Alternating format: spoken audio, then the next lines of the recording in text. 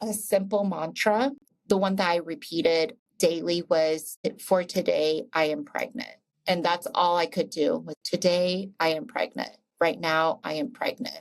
And I just tried to pull myself into the present moment. I mean, at first, I even have a little screenshot or a picture where I journaled, and I wrote to Lando right when I found out I was pregnant. I went to visit him at the cemetery and I journaled and I said, "You gave me another gift of life. I have no doubts that this was your hand, and you probably nudged God a little bit to be like, hey, my mom needs a big sign or she's not going to believe it," and made sure that him and the miracle baby had an overlap in due date. And I wrote in that journal and I was like, I know this is not a do-over. It's very close. It feels like I'm almost deja vu, like walking the exact same path, but it's not a do-over. It's just an extension, a continuation of this story. It's the ampersand in the story. And I just had to kind of lean on that. There was a part of me though that was always scared to trust in the signs that I was getting that this baby would stay. But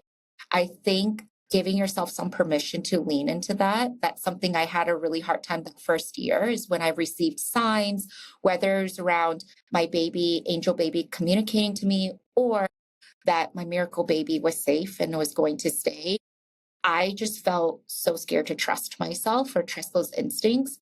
Let yourself lean into it. Just let yourself, that sign wouldn't have popped up, that message wouldn't have come to your mind if it wasn't supposed to be that message for you. And so giving yourself permission to lean into that. So therapy, the affirmation, and I'm not going to sugarcoat it. It wasn't all healthy mechanisms. I can't do anything about it, but it was survival mechanisms. There was a level of dissociation I felt to my whole pregnancy. It wasn't until around that 20-week mark and I started feeling her kicks, I couldn't dissociate anymore, because she was like, you to pay attention.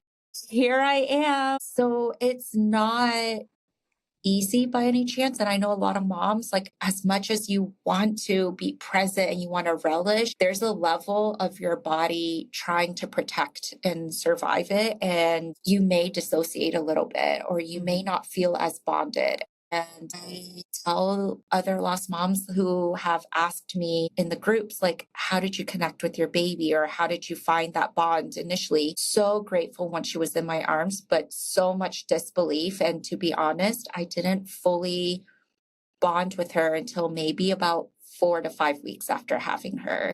It took me some time to really trust that she was going to stay. And also, I had to shift my relationship with Lando a little bit, and doing a little bit of a mental conversation with him of a little bit of a separation. And I almost imagine it's like if you have living children, and I do have my firstborn daughter, where you have to make room for this next baby.